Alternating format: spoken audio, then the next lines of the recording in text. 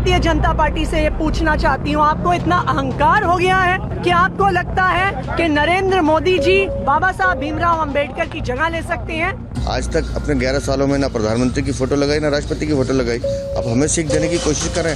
और ये सब जानते हैं कि बाबा साहब की फोटो वहाँ लगी हुई है, भगत सिंह जी की फोटो लगी हुई है, लेकिन झूठ बोलना, ओछी राजनीति करना ये आम आदमी पार्टी का चरित्र है। आज जब पूर्व मुख्यमंत्री आतिशी सिंह समेत 21 विधायकों को मार्शल्स ने दिल्ली की विधानसभा से बाहर निकाला तो सबको 10 साल पहले का घटनाक्रम याद आ गया। आज स्पीकर की कुर्सी पर भाजपा नेता विजेंद्र गुप्ता बैठे थे, तब नेता विपक्ष हुआ करते थे और उन्हें मार्शल्स ने इसी तरह विधानसभा से बाहर कर दिया था। जब ये दृश्य बन रहा था तब एक रिपोर्ट भी टेबल की जा रही थी, देश के controller and auditor general of India यानी कैग की रिपोर्ट। इसमें जिक्र मुख्यमंत्री आवास में हुए रेनोवेशन का, दिल्ली की आबकारी नीति का और इसमें पाई गई विसंगतियों का, गड़बड़ियों का। आज के लल्लन टॉप शो में विस्तार से इन पर चर्चा करेंगे। फिर जानेंगे कांग्रेस नेता और पूर्व सांसद सज्जन कुमार को दिल्ली दंगों में, सिख विरोधी दंगों में क्या सजा मिली। उत्तर प्रदेश की विधानसभा में मुख्यमंत्री योगी आदित्यनाथ क्यों भड़के और तमिलनाडु में क्यों हिंदी लिखी पट्टियों पर कालिख पोती जा रही है। नमस्कार, सौरभ द्विवेदी नाम है हमारा और आप देखना शुरू कर चुके हैं Lallan top show. Brought to you by American Pistachios and Sensodyne K.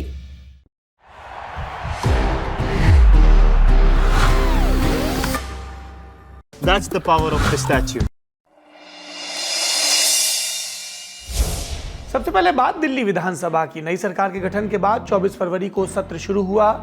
इसमें आज दो बड़े घटनाक्रम होने थे। उपराज्यपाल वीके सक्सेना का भाषण, जिसे अभिभाषण कहते हैं, और controller and auditor general of India यानी कैग की रिपोर्ट का विधानसभा में टेबल होना यानी प्रस्तुत किया जाना। विधानसभा का सत्र शुरू हो उसके पहले ही पृष्ठभूमि भी लिख दी गई। सुबह से भाजपा और आम आदमी पार्टी के नेताओं के बीच मुखामुखम चल रहा था, जबानी बयानबाजी। एक बार संविधान को जरा पढ़ लें, आतिशी मार लेना। खुद बाबा साहब ने उसमें लिखा है कि सरकार के जो हेड होते हैं वो माननीय राष्ट्रपति होते हैं और एग्जीक्यूटिव हेड माननीय प्रधानमंत्री होते हैं। आज तक अपने 11 सालों में ना प्रधानमंत्री की फोटो लगाई ना राष्ट्रपति की फोटो लगाई। अब हमें सीख देने की कोशिश करें। और ये सब जानते हैं कि बाबा साहब की फोटो वहाँ लगी हुई है, भगत सिंह जी की फोटो लगी हुई है, लेकिन झूठ बोलना, ओछी राजनीति करना ये आम आदमी पार्टी का चरित्र है। देखिए, इनका डर सामने आ रहा है और बाबा जी की फोटो के पीछे उस डर से बचने की कोशिश कर रहे हैं। तो ये जितना मर्जी छुप लें, ये कानून बाबा अम्बेडकर जी का ही बनाया हुआ है। सीएजी की रिपोर्ट आएगी, उसमें दूध का दूध, पानी का पानी होगा। जहाँ तक सीएजी रिपोर्ट्स की बात है तो उसमें द्वारका एक्सप्रेसवे जो भाजपा ने बनाया था, उसमें बताया कि जो सड़क 550 करोड़ की बननी थी वो सड़क 7500 करोड़ की बनी, एक्सेप्शनली हाई कॉस्ट पे बनी। इस पर जांच करनी चाहिए उनको। आम जनता को करीब 20 करोड़ का नुकसान पहुंचाया जब अयोध्या प्रोजेक्ट बन रहा था, उसमें भी इन्होंने घपला कर दिया। इस सब की जांच कीजिए ना, अगर सच में सीएजी की रिपोर्ट की जांच करनी है तो। घड़ी में 11 बजे का वक्त, टीवी स्क्रीन पर विधानसभा की तस्वीरें। दिल्ली के उपराज्यपाल वीके सक्सेना का विधानसभा में अभिभाषण शुरू हुआ और साथ ही शुरू हुई आम आदमी पार्टी के विधायकों के विरोध की तस्वीरों का आना और जन्मे ये दृश्य। सदस्यगण, इस ऐतिहासिक भवन में स्थित इस सदन का हिस्सा सुरेंद्र सिंह को अपने आप में ही गर्व, पूरे दिन के लिए निष्कासित किया जाता है। इनको सबको बाहर करिए, बाहर करिए, इनको तुरंत बाहर करिए, इनको सबको बाहर। आम आदमी पार्टी विधायक जय भीम का नारा लगा रहे थे। उनका कहना था कि दिल्ली की नवनिर्वाचित मुख्यमंत्री रेखा गुप्ता ने अंबेडकर का अपमान किया। दरअसल 24 फरवरी को दिल्ली की पूर्व सीएम आतिशी मौजूदा सीएम रेखा गुप्ता से मिलने उनके चैम्बर गईं। बाहर आकर आरोप लगाया सीएम के ऑफिस में लगी भगत सिंह और भीमराव अंबेडकर की तस्वीरें हटा दी गई। इन आरोपों के बाद दिल्ली मुख्यमंत्री के दफ्तर से तस्वीरें आईं जिसमें भगत सिंह और अंबेडकर की फोटो लगी थी।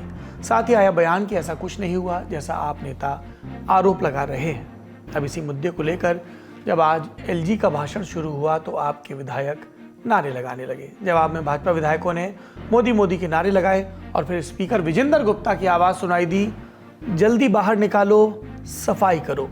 ये दरअसल विधानसभा में तैनात मार्शल्स को विधानसभा अध्यक्ष का आदेश था कि आम आदमी पार्टी के प्रदर्शनरत विधायकों को सदन से बलपूर्वक बाहर निकाला जाए। आदेश की तामील हुई। एक एक करके आपके विधायकों को मार्शल्स ने बाहर निकाला। कुल कितने? 21 विधायक, यानी विधानसभा में आपके जितने विधायक चुनकर आए हैं उनमें एक को छोड़कर बाकी सब। बचा कौन? ओखला के विधायक अमानतुल्लाह खान, क्योंकि वो आज सदन की कार्रवाई में शामिल नहीं हुए। विधायकों को मार्शल आउट करने के अलावा सभी 21 विधायकों को 3 दिनों की सेटिंग के लिए विधानसभा से निलंबित भी कर दिया गया। बाहर निकले विपक्षी विधायकों ने विरोध शुरू किया और दिए बयान पर बयान। मैं भारतीय जनता पार्टी से ये पूछना चाहती हूँ, आपको इतना अहंकार हो गया है कि आपको लगता है कि नरेंद्र मोदी जी बाबा साहब भीमराव अंबेडकर की जगह ले सकते हैं?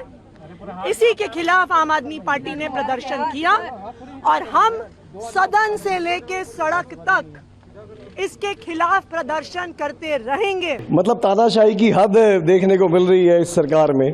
पहले तो मुख्यमंत्री कार्यालय से शहीद आजम भगत सिंह जी की, बाबा साहब की फोटो हटा दी गई। उसके बाद जब पूछा गया तो उसका कोई जवाब नहीं दिया जा रहा। साफ साफ हमने देखा कि मुख्यमंत्री जब अतीशी जी होती थी तो उनके पीछे भगत सिंह जी की और बाबा साहब की फोटो लगी रहती थी।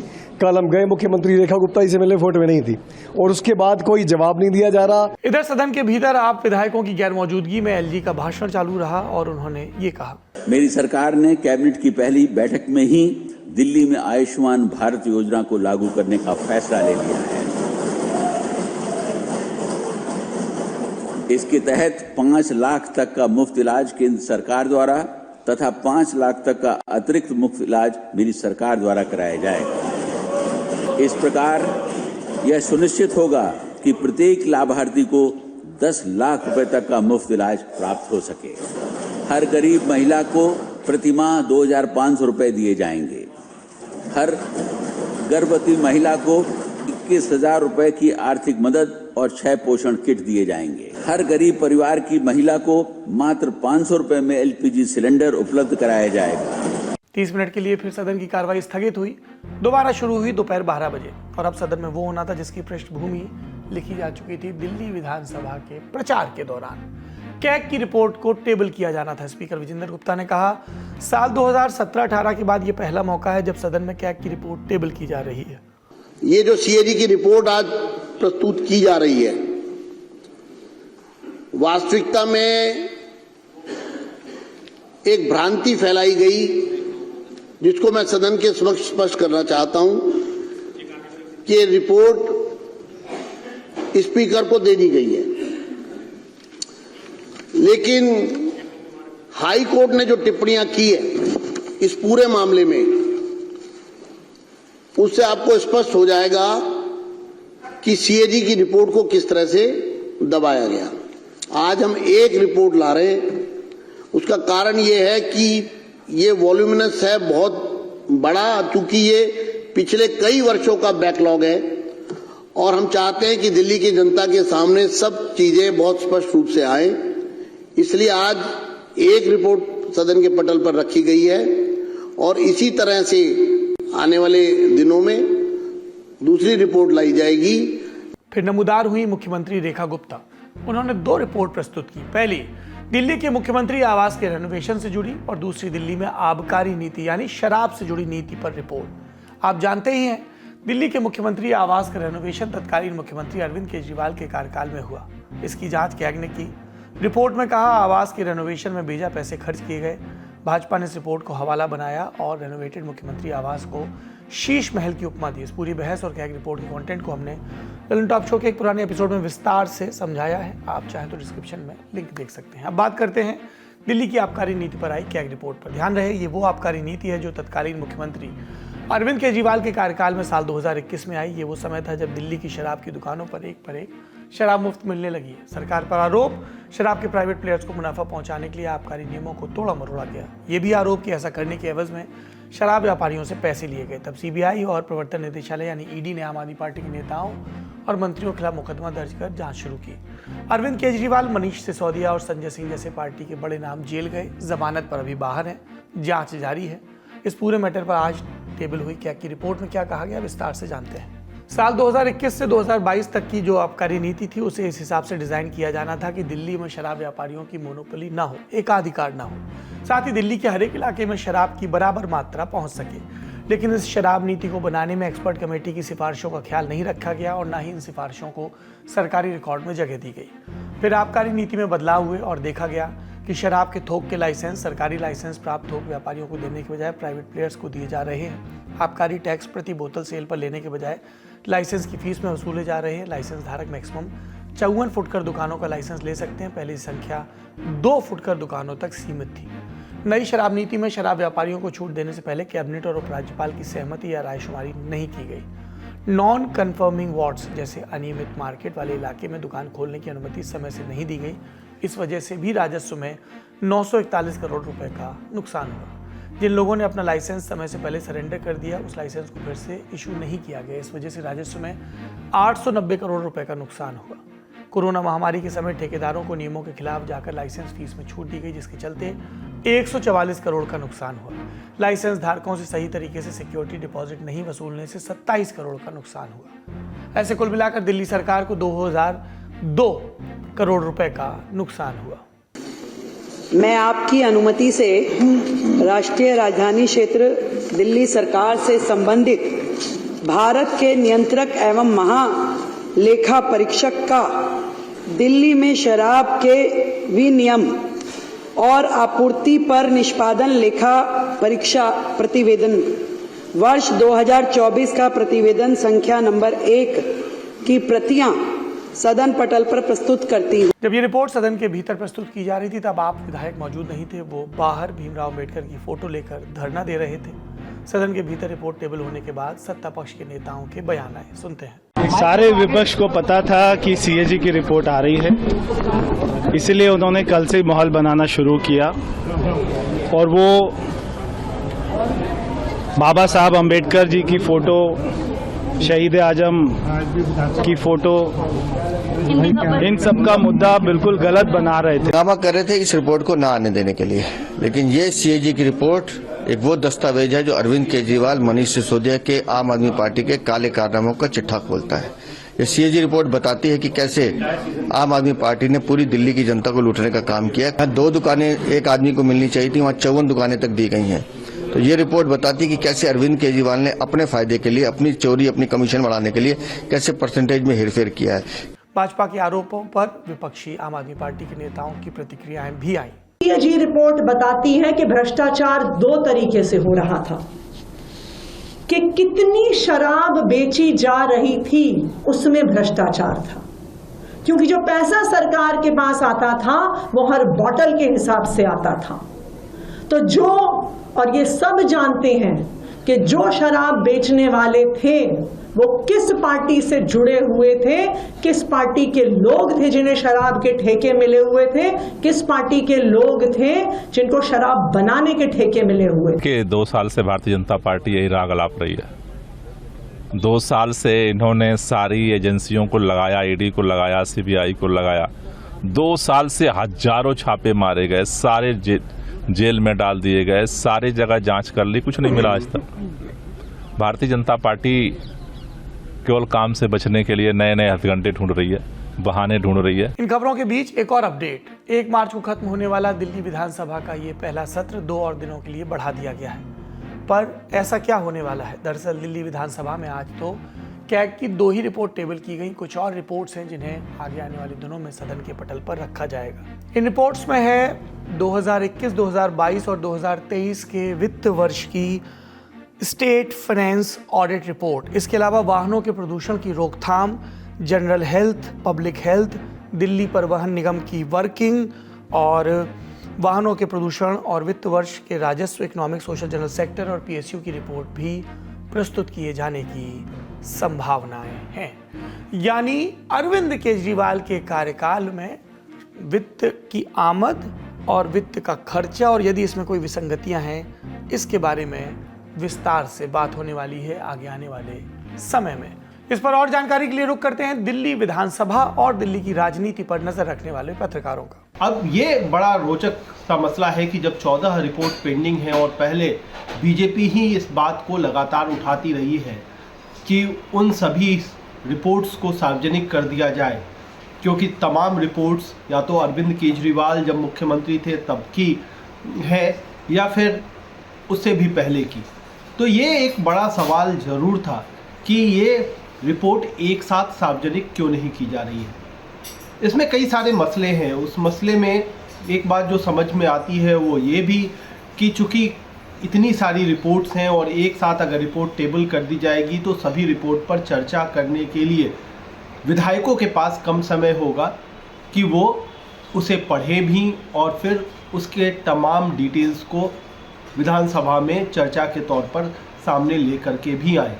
इसके अलावा जो एक बात कही जा रही है वो ये कि सीएजी जैसे जैसे रिपोर्ट विधानसभा को देती जा रही है, जिस संख्या में चाहिए वैसे वैसे वो विधानसभा में टेबल कर दी जाएगी। तो ये दो दलीलें हैं। लेकिन इसके साथ ही साथ एक जो राजनीतिक बात समझ में आती है रिपोर्ट को अलग अलग पेश करने की, वो ये भी है कि अरविंद केजरीवाल सरकार के खिलाफ वर्तमान बीजेपी सरकार के पास ये एक ऐसा हथियार है जो अलग अलग समय पर वो इस्तेमाल करना चाहेगी। इसी बहाने अरविंद केजरीवाल के खिलाफ जो भ्रष्टाचार की पूरी मुहिम है वो लगातार एक के बाद एक जारी रहेगी। बड़ी खबर यही तक, अब सुर्खियों की बारी। बस पैक नहीं SLS पैराफिन और दूध का करंट भी कौन तो लाइफ का करंट ऑन कुछ भी तो ट्राई करके देख ले। सेंसोडेंट के टूथपेस्ट फॉर सेंसिटिव टीथ।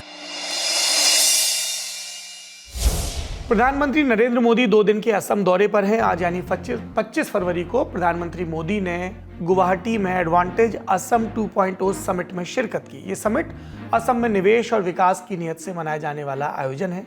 देश के अग्रणी उद्योगपति पहुंचते हैं। आयोजन का आज पहला दिन। यहाँ रिलायंस इंडस्ट्रीज के चेयरमैन मुकेश अंबानी, अडानी ग्रुप के गौतम अडानी, वेदांता के अनिल अग्रवाल समेत कई उद्योगपति शामिल हुए। पीएम मोदी के समिट में पहुंचते ही असम के मुख्यमंत्री हिमंत बिस्व शर्मा ने उन्हें सम्मानित करते हुए ये कहा, 2016 सन का बाद असम का पुनर्जन्म हुआ। प्रधानमंत्री जी का नेतृत्व में असम एक शांति का प्रदेश बने। आज मैं दावा का साथ बोल सकता हूं, जो प्रदेश एक समय देश का सबसे डिस्टर्ब प्रदेश हुए किए थे, आज वही प्रदेश हमारा देश का सबसे पीसफुल प्रदेश बन चुके हैं। इसके बाद प्रधानमंत्री नरेंद्र मोदी ने जनता को संबोधित किया और साल 2013 का किस्सा सुनाया कि याद है जब चुनाव प्रचार के लिए असम का दौरा कर रहा था, तब एक मीटिंग में कहा था वो दिन दूर नहीं जब लोग अल्फाबेट पढ़ेंगे तो कहेंगे ए फॉर असम। असम आज साउथ ईस्ट एशिया और भारत के बीच का गेटवे बनकर उभर रहा है। इस पोटेंशियल को और आगे बढ़ाने के लिए सरकार ने North East transformative industrialisation scheme यानी उन्नति शुरू की है। ये उन्नति स्कीम असम समेत पूरे नॉर्थ ईस्ट में इंडस्ट्री को, इन्वेस्टमेंट को, टूरिज्म को गति देगी। दूसरी सुर्खी, दिल्ली में 1984 के सिख विरोधी दंगों के एक मामले में कांग्रेस के पूर्व सांसद सज्जन कुमार को उम्र कैद की सजा सुनाई गई। राउज एवेन्यू कोर्ट की विशेष जज कावेरी बावेजा ने 25 फरवरी को सजा का ऐलान किया। आपको पता ही है 31 अक्टूबर 1984 को तत्कालीन प्रधानमंत्री इंदिरा गांधी की हत्या कर दी गई। इसके अगले दिन दिल्ली समेत देश के कई इलाकों में सिख विरोधी दंगे हुए। ऐसा इसलिए क्योंकि इंदिरा गांधी की हत्या के आरोपी सतवंत सिंह और बेअंत सिंह सिख समुदाय से ताल्लुक रखते थे। पीटीआई के मुताबिक दिल्ली के इन सिख विरोधी दंगों में करीब 2700 लोग मारे गए। इस दौरान 1 नवंबर को पश्चिमी दिल्ली के राजनगर पार्ट 1 में सरदार जसवंत सिंह और उनके बेटे तरुणदीप सिंह की हत्या हुई। शाम करीब 4:30 बजे दंगाइयों की भीड़ ने उनके घर पर हमला किया, उन पर लाठियों से प्रहार किया और फिर उन्हें जिंदा जला दिया। आरोप है इस भीड़ का नेतृत्व कांग्रेस के नेता सज्जन कुमार कर रहे थे। सज्जन कुमार पर मृतकों के परिवार के साथ मारपीट का भी आरोप लगा। दिल्ली के सरस्वती विहार थाने में केस दर्ज किया गया। उस समय सज्जन कुमार आउटर दिल्ली लोकसभा सीट से कांग्रेस सांसद थे। उन्हें आईपीसी की धारा 147, 149, 148, 302, 308, 323, 395, 397, 427, 436 और 440 के तहत नामजद किया गया। मुकदमा चला। 12 फरवरी 2025 को अदालत ने उन्हें दोषी करार दिया। पीड़ित पक्ष ने सज्जन के लिए फांसी की मांग की, लेकिन अदालत ने उन्हें उम्र कैद की सजा सुनाई। पीड़ित पक्ष ने कहा, अफसोस है सज्जन को फांसी नहीं हुई। हमें अफसोस रहा कि उसको फांसी की सजा नहीं हुई, होनी चाहिए थी, लेकिन उसको आज उम्र कैद दोबारा इस केस में भी हुई है। देखो 41 साल हो गए, 41 साल धक्के खाते हुए सारी जो लोग थे 84 के विक्टिम थे वो भी परेशान हो गए। 15 सालों से, पिछले 15 सालों से लगातार हम इन केसों की पैरवाई कर रहे हैं। तो मुझे लगता है कि अगर फांसी की सजा होती तो हमें संतुष्टि होती। ये हालिया मुकदमा है। इसके अलावा सिख दंगों के दरमियान सज्जन कुमार पर 2 और मुकदमे लिखे गए। पहला मामला दिल्ली के सुल्तानपुरी में 3 सिखों की हत्या से जुड़ा है। इस केस की जांच कर रही सीबीआई ने चाम कौर नामक सिख महिला को गवाह बनाया। उन्होंने आरोप लगाया सज्जन इन सिखों की हत्या करने वाली भीड़ को भड़का रहा था। हालांकि सितंबर 2023 में राउज एवेन्यू कोर्ट ने उन्हें इस मामले में बरी कर दिया। दूसरा मामला दिल्ली की पालम कॉलोनी में 5 सिखों की हत्या के बाद गुरुद्वारा जला दिया गया। इस केस में सज्जन कुमार को दोषी पाया गया और 17 दिसंबर 2018 को दिल्ली हाईकोर्ट ने उन्हें उम्र कैद की सजा सुनाई। और आज एक और मामले में कैदी बामुशक्कत उम्र कैद ताजिंदगी के लिए सजा सुनाई गई। अगली सुर्खी यूपी विधानसभा से। बजट सत्र का 8वां दिन और भी हंगामा खेज। शुरुआत नेता प्रतिपक्ष माता प्रसाद पांडे के बयान से। उन्होंने बिना नाम लिए यूपी सीएम योगी आदित्यनाथ पर निशाना साधा और कहा कि जैसे कंस कृष्ण से डरा रहता था, वैसे ही कुछ लोग अखिलेश यादव से डरते हैं। उन्होंने जो उदाहरण दिया वो संसदीय परंपरा के विपरीत। अब हम भी उदाहरण दे दें कि एक कंस था, राजा था, और उसे भय था कि कृष्ण पैदा हो जाएंगे तो मैं खत्म हो जाऊंगा। तो उनको भी 24 घंटा कंस को संशय रहता था और हमेशा प्रयास रहता था कृष्ण आगे ना आने पाए। यही स्थिति यहाँ की भी है। नेता विपक्ष के इस बयान पर पलटवार किया। केशव प्रसाद मौर्य ने समाजवादी पार्टी पर यह इल्जाम लगाए। कानून व्यवस्था पर जब कोई बात समाजवादी पार्टी करती है तो एक कहावत है ना कि सूप बोले तो बोले चलनी ना बोले, जिसके 72 छेद हैं। तो समाजवादी पार्टी को कानून व्यवस्था के मामले में सवाल उठाने का वो उठा सकते हैं सदन में होने के कारण, लेकिन जब ये उठाते हैं ऐसा सवाल तो स्वयं फंस जाते हैं। इसके बाद मुख्यमंत्री योगी आदित्यनाथ ने सदन में बोलना शुरू किया। सपा पर कभी चरित्र के बहाने हमला किया तो कभी 1995 के स्टेट गेस्ट हाउस कांड के बहाने। साथ ही कहा सपा प्रयागराज पर भ्रम फैलाने में कोई भी कसर बाकी नहीं छोड़ना चाहती। कर सकते हैं क्योंकि आप लोगों ने तो प्रयागराज महाकुंभ को बदनाम करने के लिए कोई भी ऐसा दुष्प्रचार नहीं छोड़ा जो न किया। किस तरीके के वक्तव्य दे रहे थे आपने देखा होगा प्रयागराज के बारे में। आप लोग ये दुष्प्रचार कर रहे थे, कितने लोग मर गए। आपका सोशल मीडिया हैंडल गोरखपुर और बस्ती मंडल का दे रहा था कि गोरखपुर बस्ती मंडल के 35 लोग मर गए। वे 35 के 35 लोग अपने घर। उत्तर प्रदेश में समाजवादियों ने नए काम करके दिखाए थे, चाहे वो एम्बुलेंस जो गांव-गांव जाती है मदद करने, वो समाजवादी एम्बुलेंस है। हमारे मुख्यमंत्री को होश ही नहीं है कि समाजवादी शब्द कॉन्स्टिट्यूशन का है। अगली सुर्खी पर बात करने के पहले ये वीडियो देखिए।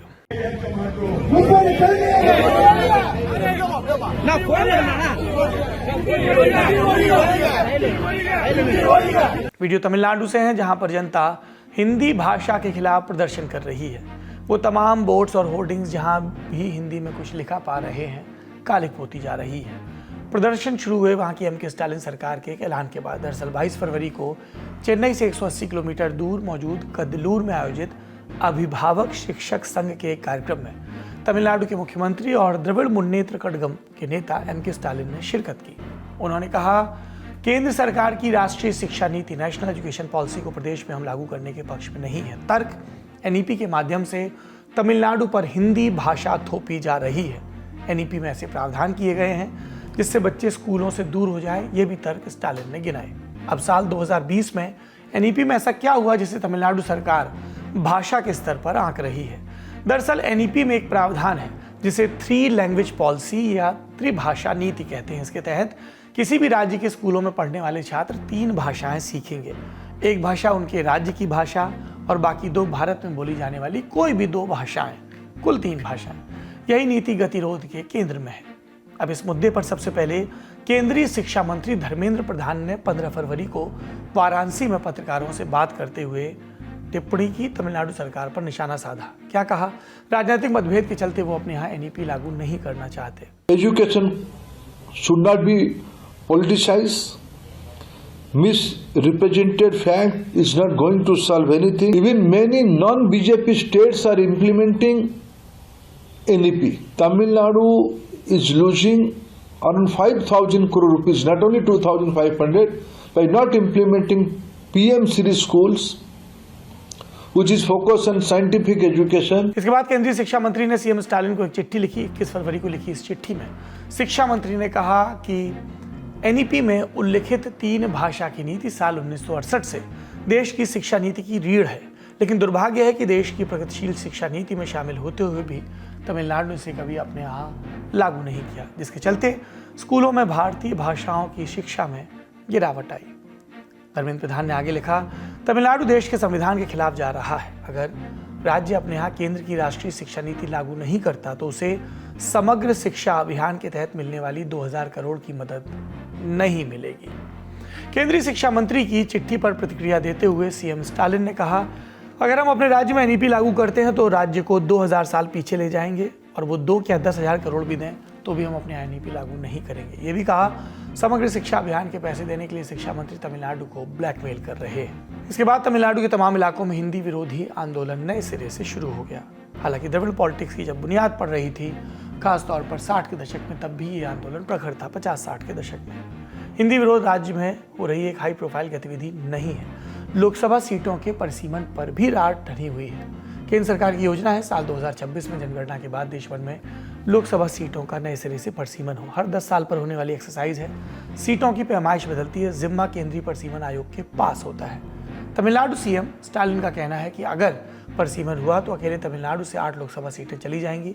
वहीं तमिलनाडु के साथ इनका सबसे बड़ा नुकसान कर्नाटक, केरल, तेलंगाना और आंध्र प्रदेश को उठाना पड़ेगा और यहाँ से जो सीटें घटेंगी उन राज्यों के पास जा सकती है जिनकी जनसंख्या अधिक है और ऐसे अधिकांश राज्य उत्तर भारत में हैं। और इसे लेकर उन्होंने दक्षिण भारत की सभी पार्टियों की 5 मार्च को एक मीटिंग भी बुलाई है, जिसके और ब्यौरे अभी सामने आने बाकी है। सुर्खियाँ यहीं तक।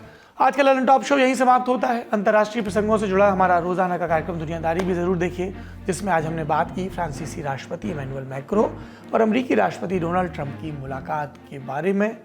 यूक्रेन के भविष्य को लेकर क्या चर्चा है, कौन से बड़े फैसले हो सकते हैं, इस सवाल का जवाब भी आपको मिलेगा दुनियादारी के आज के एपिसोड में। अपना और अपनों का ख्याल रखिए। शुभ रात्रि।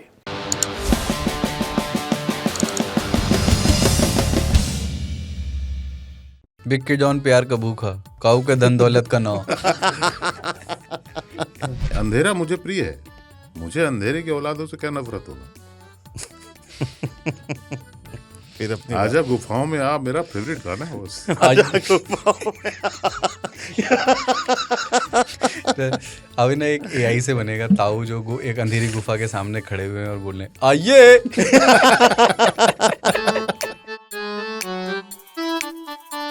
Thank you.